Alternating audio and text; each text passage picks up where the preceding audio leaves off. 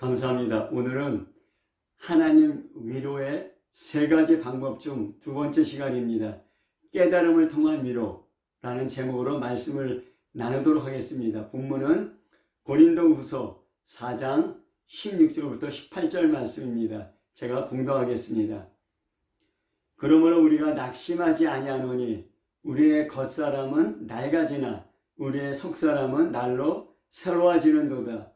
우리가 잠시 받는 환난에 경한 것이 지극히 크고 영원한 영광에 중한 것을 우리에게 이루게 하매니 우리가 주목하는 것은 보이는 것이 아니요 보이지 않는 것이니 보이는 것은 잠깐이요 보이지 않는 것은 영원합니다. 아멘. 사도 바울이 많은 환난과 고통을 겪었지만은 하나님의 위로로서 그 환난과 고통을 극복하고 이기고 하나님의 뜻을 이루었습니다. 그러면서 고린도후서에 많은 아시아에서 당한 환난, 마케도니아에서 당한 환난, 또 개인적인 여러 가지 고난과 고통에 대해서 얘기하고 있지만은 어떻게 그것을 이기고 극복했는지에 대해서 얘기하고 있습니다. 결국은 하나님의 위로로 그런 여러 가지 환난과 고난을 이기고 극복했을 뿐만 아니라 그런 환난과 고난을 겪는 사람을 위로할 수 있는 사람이 되었다고 고백하고 있습니다. 근데 고린도후서에 보면은 하나님께서 사도 바울을 위로하신 방법이 몇 가지 나오는데, 첫 번째는 사도 바울 안에 있는 또 그리스도인 안에 있는 성령으로, 그 성령의 능력으로, 성령의 생명의 힘으로 그 여러 가지 자기를 압박하고 누르는 환난과 고난을 이겼다고 얘기하고 있습니다. 또 하나는 성령께서 주시는 깨달음입니다. 그 깨달음을 통해서 이제 사도 바울은 여러 가지 그 고난과 환난을 극복했는데, 오늘은 이제 그 말씀을 자세히 나눠보도록 하겠습니다. 사람은 이 오감을 통해서 현실을 인식합니다.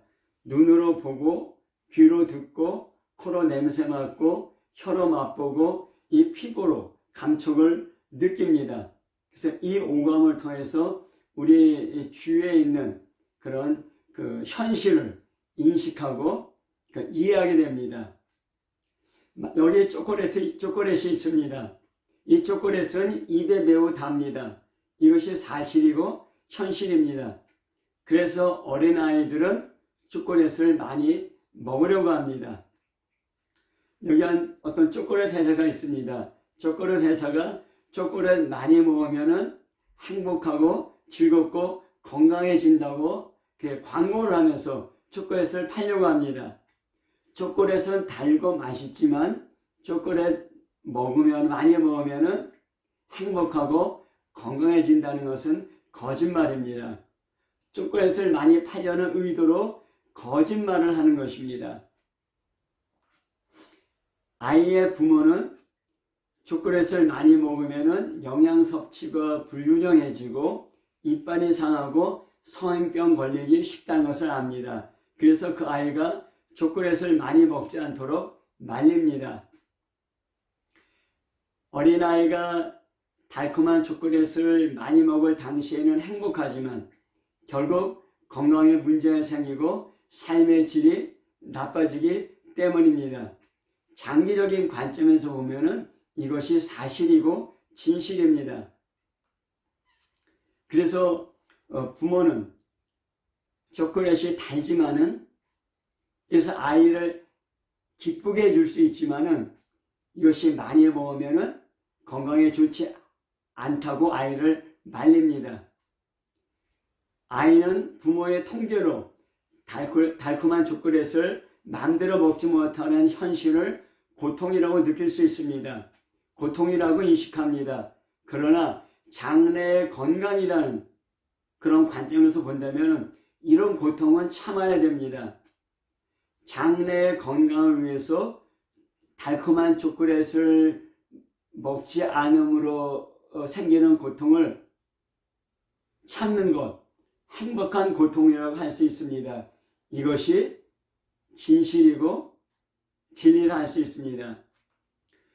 우리가 살아가는 현실에 사실, 팩트가 있습니다. 그런데 그 사실을 왜곡하고 그 사실을 거짓말하는 그런 사람들도 있습니다. 또한 그 사실, 현실 넘어 진리도 있습니다. 우리가 이 진리를 알 때 건강하고 행복한 삶을 살 수가 있습니다. 하나님께서 사람에게 주신 최초의 계명은 선악을 알게 하는 나무의 열매를 먹지 말라는 것이었습니다. 먹으면 죽는다고 하였습니다. 이것이 사실이고 이것이 진리입니다. 그런데 마귀는 뱀을 통하여 거짓말로 하와를 미혹하였습니다. 그 열매를 먹어도 죽지 않는다. 하나님같이 된다. 이것은 거짓말입니다. 사실을, 진리를 왜곡한 것입니다. 그러나 하와는 똑같은 현실, 선악을 알게 하는 나무의 열매를 보았지만 거짓말을 받아들였습니다. 선악을 알게 하는 나무의 열매를 따먹었습니다. 결과는 어떻게 됐습니까? 비록 육체는 살아있지만 그 영혼은 죽게 되었습니다. 하나님과의 교제가 끊어진 것입니다. 죄가 세상에 들어오고 고통과 죽음이 세상에 들어오게 되었습니다. 그리고 온 세상은 악한 자 안에 처하게 되었습니다. 진자는 이긴 자의 종이 되기 때문입니다. 마귀가 세상 임금이 된 것입니다. 이것이 진리입니다. 진리는 현실에서 일어나는 사건을 명확하게 인식하게 합니다. 거짓말은 현실에서 일어나는 사건을 왜곡시킵니다.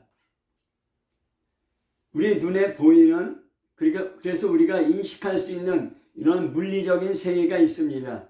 그렇지만 우리 눈에 보이지 않는 영적인 세계도 있습니다. 이 사람들은 눈에 보이는 물리적인 세계에 살 뿐만 아니라 눈에 보이지 않는 영적인 세계 안에서도 살고 있는 것입니다.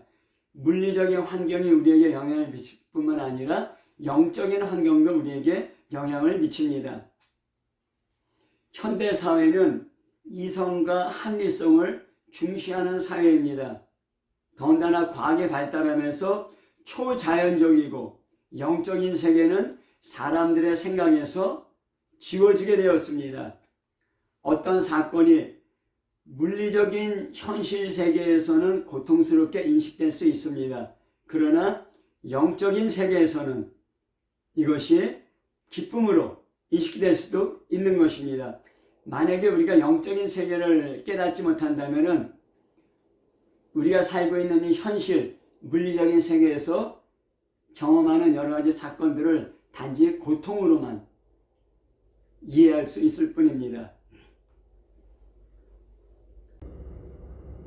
로마 시대에 기독교인들이 많은 그런 박해를 받았습니다.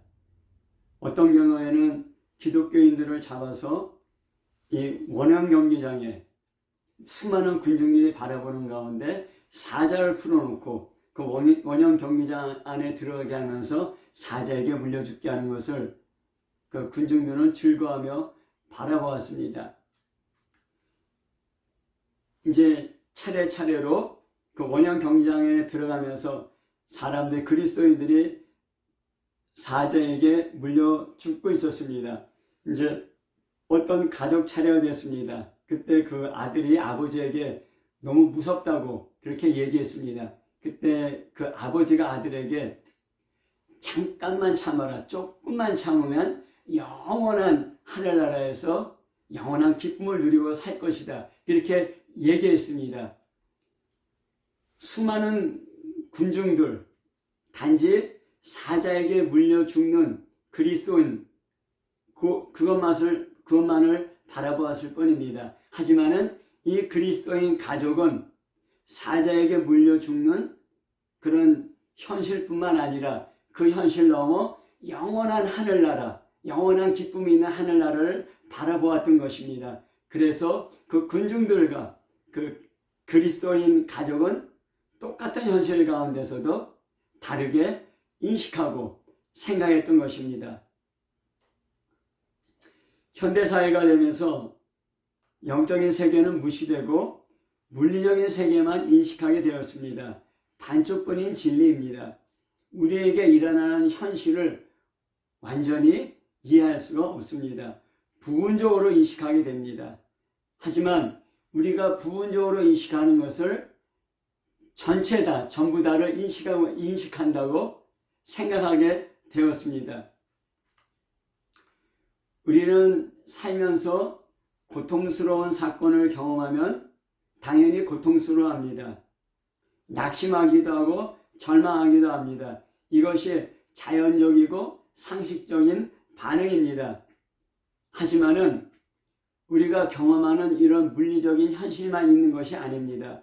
영적인 세계도 있습니다. 눈에 보이는 현실을 초월한 진리도 있습니다. 이러한 영적인 세계나 진리를 알게 되면 현실의 고통을 전혀 다른 관점으로 볼 수 있게 됩니다.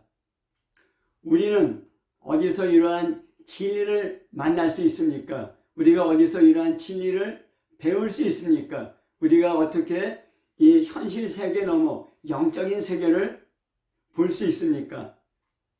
하나님 말씀입니다. 하나님 말씀을 통해서 우리가 현실 세계 넘어 영적인 세계를 볼 수 있고 진리를 깨달을 수 있습니다. 그래서 하나님 말씀이 진리입니다.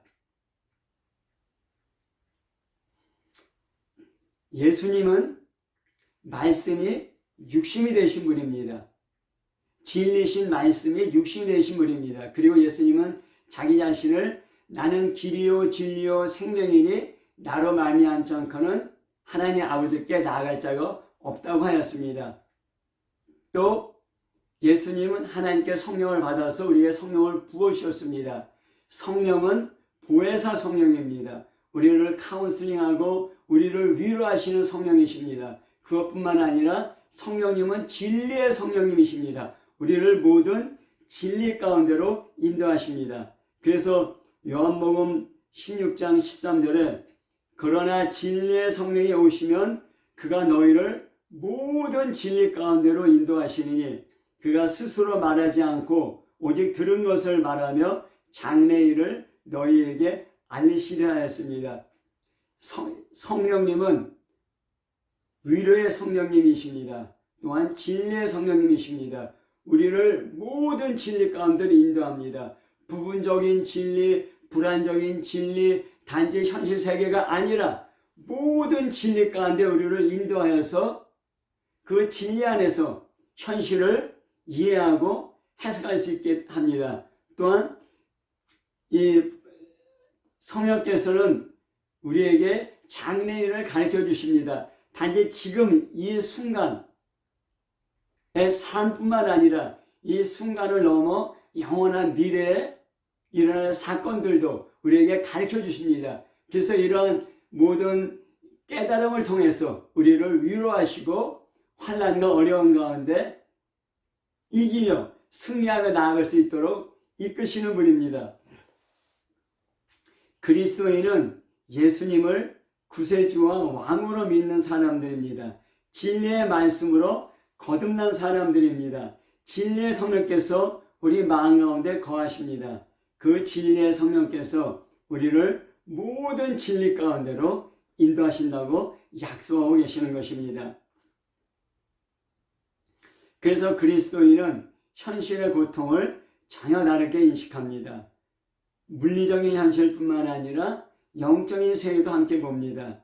성경의 진리를 통해 현실의 사건을 해석합니다. 요한복음 14장 26절, 27절에 보면은 보혜사 곧 아버지께서 내 이름으로 보내실 성령 그가 너에게 모든 것을 가르치시고 내가 너에게 말한 모든 것을 생각나게 하리라 하였습니다. 우리 안에 계신 성령님께서 하시는 일이 무엇입니까? 현실의 여러 사건을 영적 세계라는 관점에서 이해하도록 가르쳐 주십니다. 현실의 여러 사건을 해석할 수 있는 진리의 말씀이 생각나게 해주십니다. 우리에게 빛을 비춰 주시는 것입니다. 보혜사 성령님은 우리를 위로하시는 위로의 성령님이라고 하십니다. 위로하시는 여러 가지 방법이 있습니다. 그 성령께서 우리를 위로하시는 위로의 방법 중에 하나가 우리로 하여금 깨닫게 하시는 것입니다. 진리를 깨닫고 영적인 현실을 깨닫고 우리로 하여금 그 깨달음 가운데 환난과 고통을 이기고 승리하고 나아가게 하는 것입니다.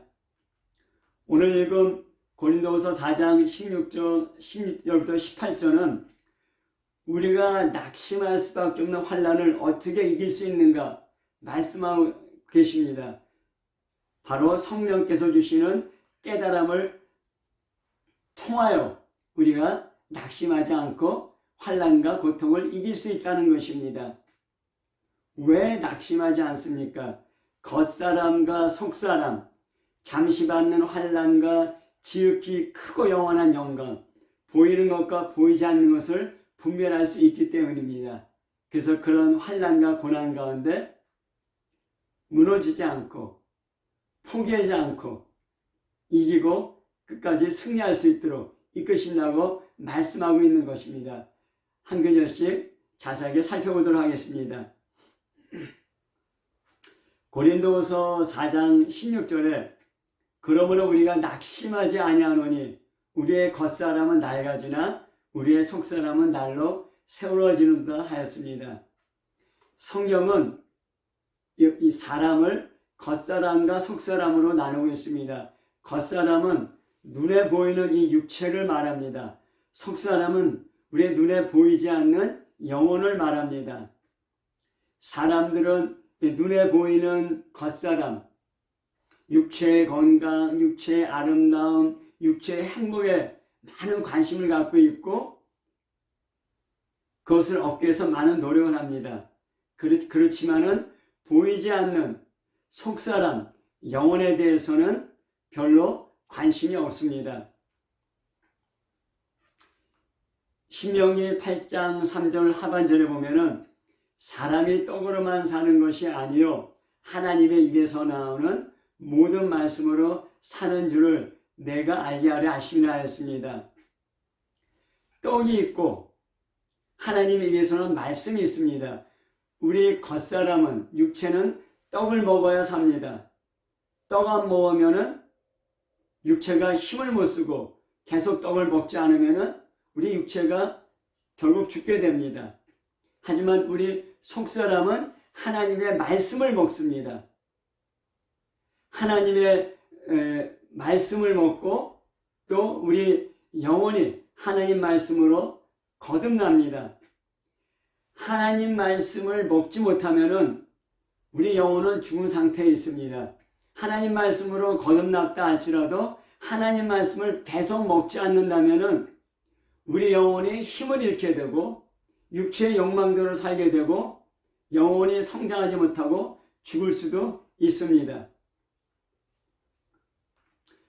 베드로전서 2장 2절에 갓난 아이들같이 순전하고 신령한 젖을 사모하라. 이는 그로 말미암아 너희로 구원에 이르도록 자라게 하려 함이라 하였습니다. 하나님의 말씀이 우리의 영혼의 양식이라는 것입니다. 사람이 그것을 깨닫지 못할 뿐입니다. 아이가 젖을 먹어야 살 수 있습니다. 마찬가지로 우리 영혼도 신령한 젖, 하나님의 말씀을 먹어야 살 수 있습니다. 하나님 말씀을 읽고 듣고 묵상하고 순종하는 것이 하나님 말씀을 먹는 것입니다. 그래야 구원에 이르도록 우리 영혼이 자라게 됩니다. 아무리 잘 먹고 건강관리를 잘하여도 우리가 성장한 다음에는 우리 육체는 점점 낡아져 갑니다. 그리고 결국 죽게 됩니다. 중국 진나라 때 진시황이 있었습니다. 그 사람은 중국의 최대의 제국을 건설했던 사람입니다. 그 사람은 자기가 비록 최고의 권력을 가졌지만은 나이 들어가면서 나이 가지고 약해지고 결국 죽는다는 것을 깨달았습니다. 그래서 죽지 않으려고 불로초를 구하려고 사방의 사람을 구했습니다. 하지만 그가 불로초를 구했습니까? 구하지 못했습니다. 최고의 권력자 진시황도 결국 나이 들어감에 따라 육체가 나이가지고 결국 죽었습니다. 육체는 시간이 지남에 따라 나이가지고 결국 죽습니다. 그리고 땅에 묻혀서 흙이 됩니다. 이것이 자연의 법칙입니다. 누구도 예외는 없습니다. 누구든지 생로병사 이 자연의 법칙을 뛰어넘을 수가 없습니다. 하지만 생로병사라는 이 자연의 법칙을 뛰어넘을 수 있는 초자연적인 원칙이 있습니다. 그것은 무엇이냐면 예수 믿고 죄 용서함 받고 구원받아 우리 영혼이 사는 것입니다. 이 자연적인 세계에서 우리 몸은 낡아지고 죽습니다. 하지만은 우리 영혼은 죽지 않고 영원히 살 수 있습니다. 예수 그리스도를 믿고 죄 용서함 받으면 비록 우리 몸은 죽어서 썩어서 흙이 된다 할지라도 우리 영혼은 하늘나라에서 영원히 살 수 있는 것입니다. 생로병사라는 자연 법칙을 초월할 수 있는 진리가 있습니다. 바로 예수 그리스도께서 진리라는 것입니다. 우리 영혼은 하나님 말씀으로 매일매일 새로워집니다. 영원히 새로워지고 성장합니다. 하나님의 형상을 닮을 때까지 그리스도의 충만이 이르기까지 우리는 성장하게 되는 것입니다. 육체는 성장을 멈추고 낡아집니다. 하지만 영혼은 계속 끝없이 영원히 성장할 수 있는 것입니다. 하나님의 말씀으로 우리 영혼이 날로 새로워지고 성장하게 되는 것입니다. 고난과 핍박을 당할 때 우리 육체는 약해집니다. 우리 정신도 약해집니다. 낙심과 절망의 스트레스로 질병에 걸리기 쉽습니다. 그래서 인생을 포기하기도 합니다. 하지만은 우리 영혼은 고난과 핍박을 통해 더 새로워질 수 있습니다. 그리스도인은 고통을 통해 자기 자신을 돌아보게 됩니다. 평소에 보이지 않던 자신의 죄를 깨달을 수 있게 되는 것입니다. 그러면 회개할 수 있습니다. 회개하면 우리는 다시 새로워지는 것입니다. 우리 육체는 다시 새로워질 수 없습니다. 하지만 우리 영혼은 회개하면 주 예수의 피로 죄 용서함 받고 다시 새로워지고 다시 새로워질 수 있는 것입니다. 또 고난과 핍박을 통해서 자기 자신의 약함을 깨닫게 됩니다.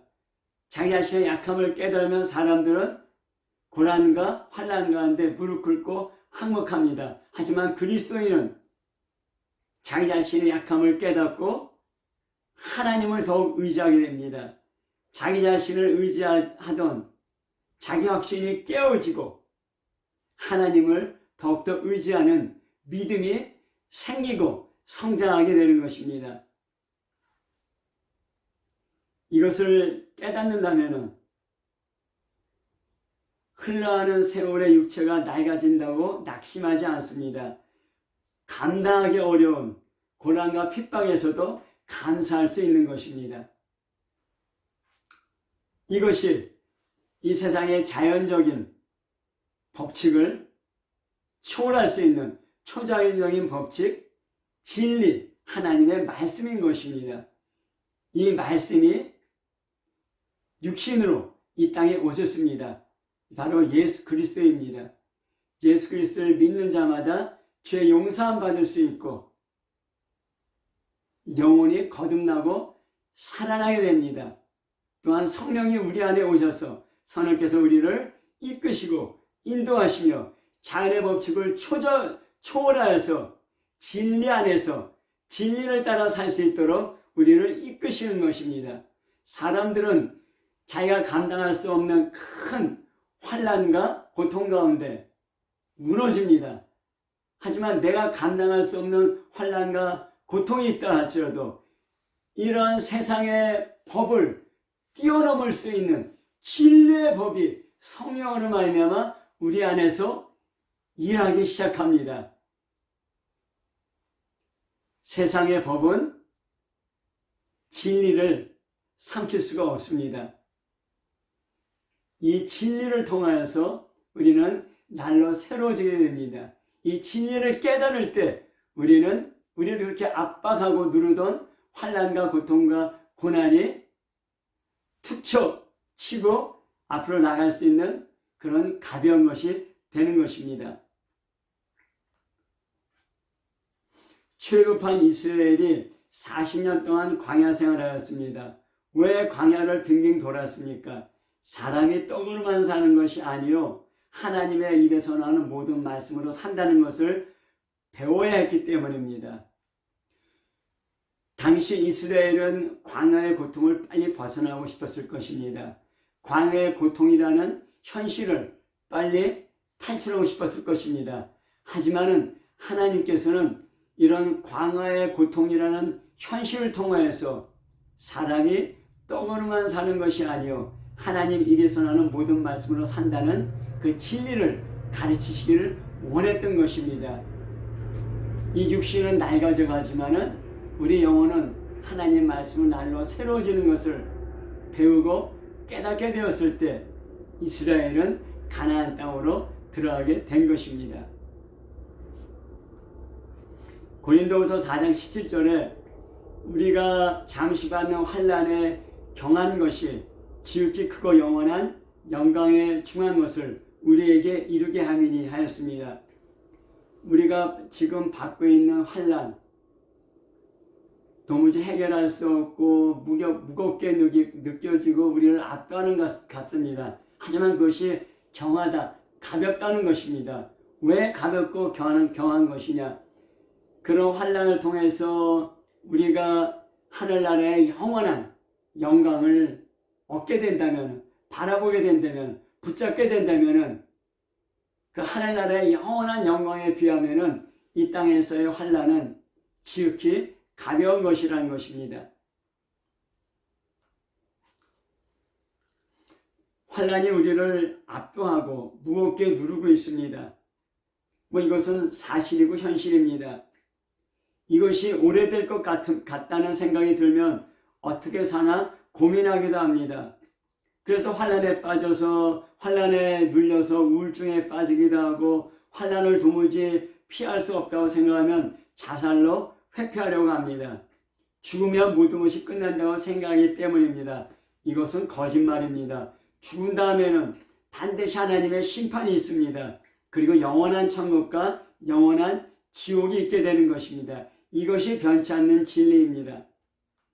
조선시대의 평균 수명은 약 35세라고 하였습니다. 왕이 46세라고 이렇게 추정하고 있습니다. 하지만 과학과 의학의 발달로 사람의 평균 수명은 많이 늘어났습니다. 2024년 대한민국 평균 수명은 남성이 86세, 여성이 91세입니다. 참 86세, 91세 이런 이야기를 들으면 인생이 긴 것 같습니다. 하지만 나이 드신 분들한테 한번 물어보십시오. 인생이 금방 지나갔다고 이야기합니다. 저도 60이 넘었지만 정말 하룻밤의 꿈처럼 그 인생이 지나간 것 같습니다. 우리 인생은 긴 것 같지만은 짧습니다. 더군다나 영원이라는 관점에서 보면은 이 땅에서의 인생은 한 점과 같습니다. 그리고 우리가 살아가면서 고통당하지 않는 사람은 없습니다. 다 누구든지 어떤 종류의 고통이든지 크든지 작든지 고통을 경험합니다. 당장 그 고통을 경험할 때는 그 고통이 오랫동안 지속될 것 같지만은 결국 인생을 오래 살아온 사람들의 이야기를 들으면은 고통은 인생의 한 부분이었다고 얘기합니다. 고통을 통과해서 지금까지 살아왔다는 것입니다. 시편 90편 10절에 보면은 우리의 연수가 70이요 강건하면 80이라도 그 연수의 자랑은 수고와 슬픔뿐이니 신속히 가니 우리가 날아가나이다 하였습니다. 모세 시대에 보통 70살 났고 80살이면은 장수한 거라고 이렇게 생각되었을 것입니다. 그런데 오래 살았다는 그 자랑을 돌이켜보면은 수고와 슬픔뿐이었다는 것입니다. 그 80, 70세, 80세가 신속히 지나갔는데 날아가는 것처럼 지나갔다는 것입니다. 그만큼 영원이라는 관점에서 보면은 인생은 순식간에 지나간다는 것입니다. 고통도 환난도 순식간에 지나간다는 것입니다. 당시에는 나를 무겁게 누르고 견딜 수 없게 했던 환난도 가벼운 것이라는 것입니다. 이것도 결국 지나간다는 것입니다. 이 환난과 고통이라는 스트레스로 원망하고 절망하는 사람들이 많습니다.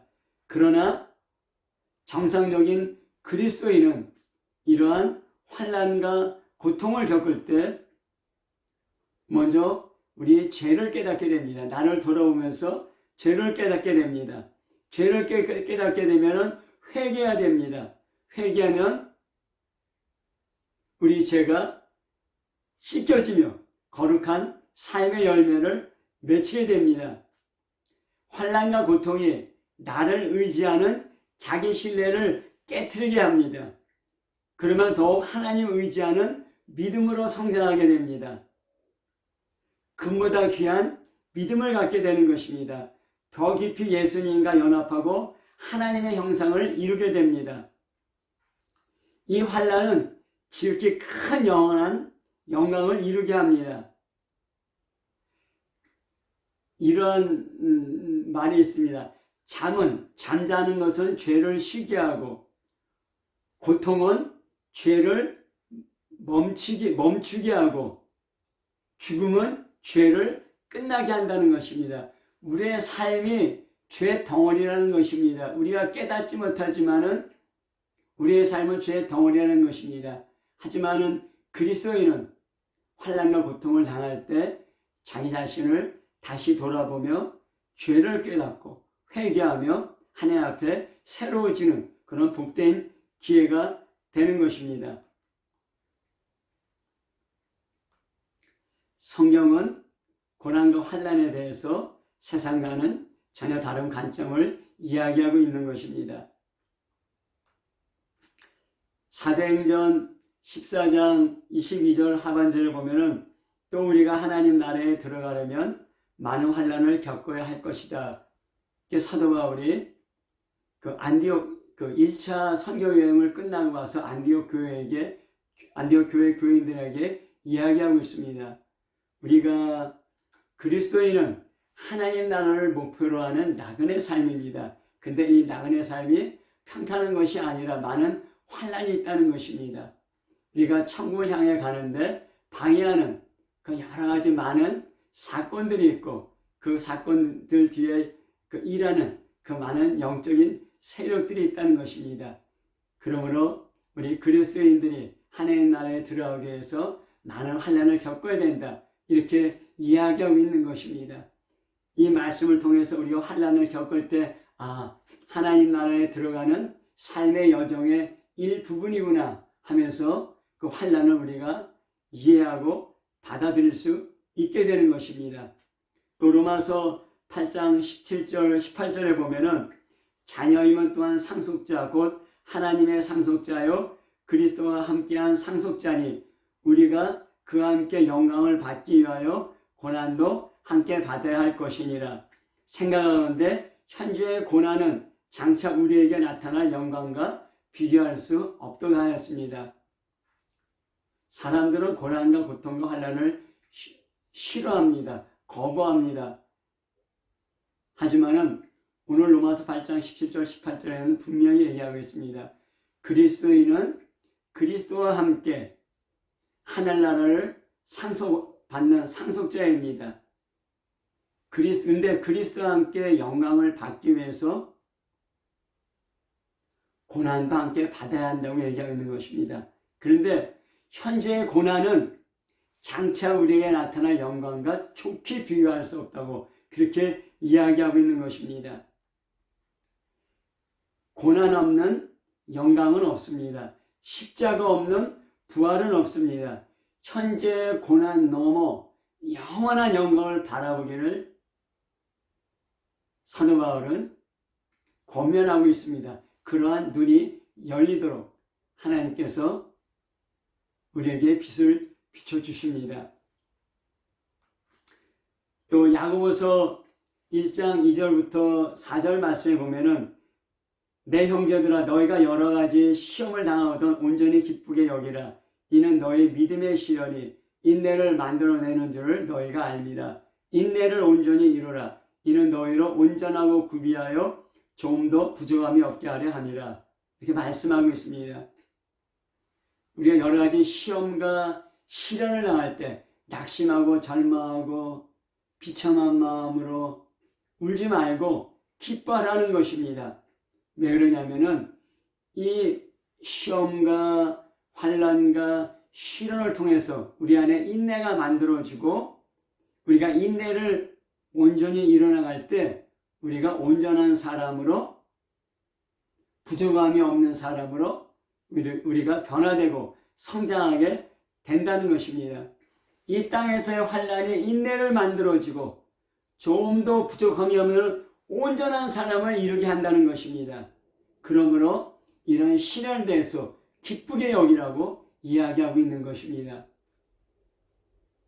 환난과 고통과 고난을 볼 수 있는 우리 눈이 열려야 됩니다. 그래서 사도 바울은 우리 마음 눈을 밝히사 기업의 영감의 풍성함을 알게 해달라고 기도하고 있는 것입니다. 우리 마음 눈이 밝아져서 이 땅의 영광을 뛰어넘는 하늘나라의 영원한 영광, 하늘나라의 영원한 기업을 볼 수 있는 눈이 열리기를 기도하고 있는 것입니다. 고린도서 4장 18절에 우리가 주목하는 것은 보이는 것이 아니요 보이지 않는 것이니 보이는 것은 잠깐이요 보이지 않는 것은 영원함이라 하였습니다. 이 세상 사람들은 보이는 이 세상의 영광을 바라보고 주목하고 추구합니다. 돈, 권력, 명예, 인기, 아름다운 외모와 건강 이러한 것들이 세상 사람들이 주목하는 것이고 바라보는 것이고 추구하는 것입니다. 한마디로 세상의 영광이라고 할 수 있습니다. 하지만은 여러 가지 고난과 고통과 환난을 통해서 세상의 영광, 세상의 영광을 중요한 것들을 빼앗길 때 낙심하고 절망하게 됩니다. 그러나 그리스도인은 이 세상뿐만 아니라 하늘나라에 속한 사람들입니다. 이중 국적을 갖고 있는 사람입니다. 그리스도인이 주목하는 것은 이 세상의 영광이 아닙니다. 보이지 않는 영원한 천국을 바라보고 사는 것입니다. 뺏기지 않고 쇠하지 않고 영원한 산 소망이 되는 것입니다. 이 천국을 바라보고 붙잡을 수 있다면 이 세상의 환난을 능히 견딜 수 있을 뿐입니다. 견딜 수 있게 됩니다. 이 세상은 잠깐입니다.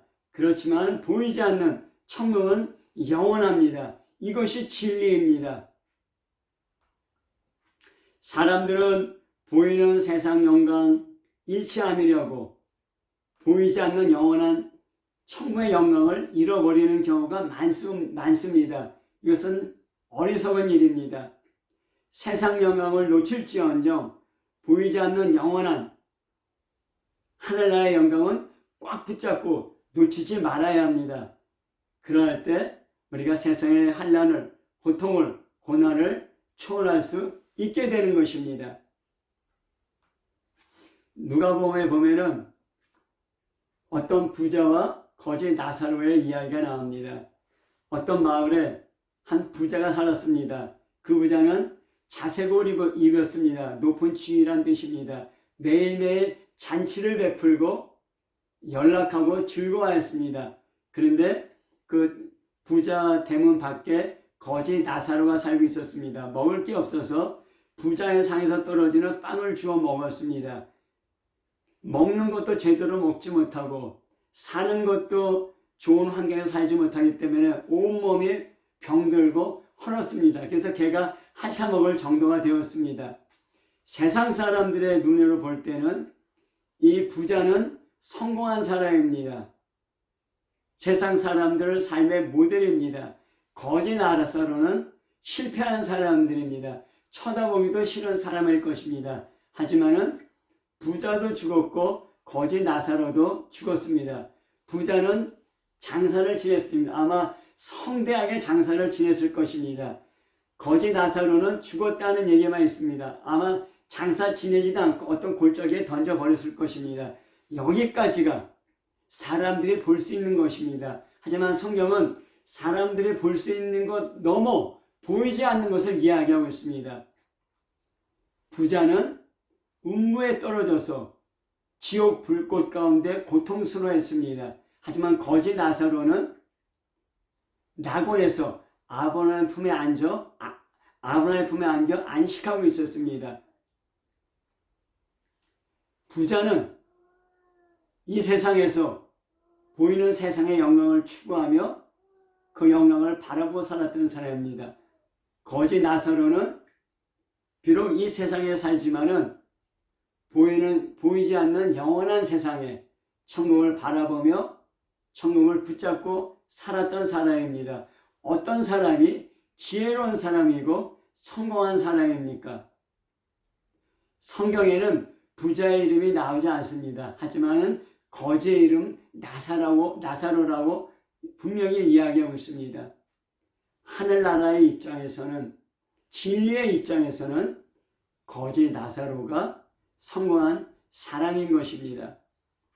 성경은 이런 극단적인 예를 통해서 우리의 관심을, 우리의 관점을 단지 이 세상에서 이 세상 넘어 보이지 않는 영원한 하늘나라로 돌리기를 가르치고 있는 것입니다. 또 우리가 세상에서 다 복받기를 원하고 있습니다. 성경에서도 팔복을 이야기하고 있습니다. 마음이 가난한 자는 복이 있다. 애통하는 자는 복이 있다. 마음이 온유한 자는 복이 있다. 화평케 한 자는 복이 있다. 마음이 청결한 자는 복이 있다. 의에 줄이고 목마른 자는 복이 있다. 의를 위해서 핍박받는 자는 복이 있다. 다 복받는 사람들이 세상 사람들의 눈에 보이기에는 어리석은 사람들이고 실패한 사람들이고 본받고 싶지 않은 사람들입니다. 하지만은 성경에서는 그러한 사람들이 복이 있다고 얘기하는 것입니다. 보이는 세상의 영광 넘어 보이지 않는 세상의 영광을, 영원한 하늘나라의 영광을 추구하라는 것입니다. 그때 우리는 이 세상에서의 고통과 환난 가운데 세상 사람들과는 다르게 반응할 수 있고 그런 환난과 고통을 이길 수 있는 관점과 시야와 힘을 갖게 되는 것입니다.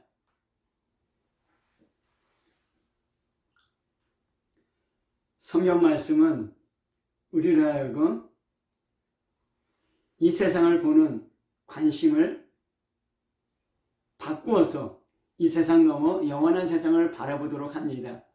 이 세상에서 경험하는 여러 사건들을 단지 세상에서 듣고 보고 배운 그런 지식으로 바라보는 것이 아니라, 세상의 지식으로 바라보는 것이 아니라 하나님 말씀의 진리의 관점에서 바라보게 합니다.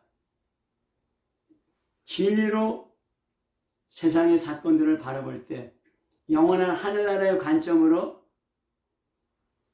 세상의 사건들을 바라볼 때 우리는 비록 환난과 고통이 할지라도 그런 환난과 고통에 눌리고 무너지고 쓰러지지 않고 오히려 이기고 극복하는 사람이 될 수 있습니다.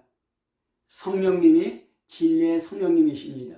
하나님의 말씀이 진리의 말씀입니다. 예수님은 길이요 진리요 생명이라 하였습니다.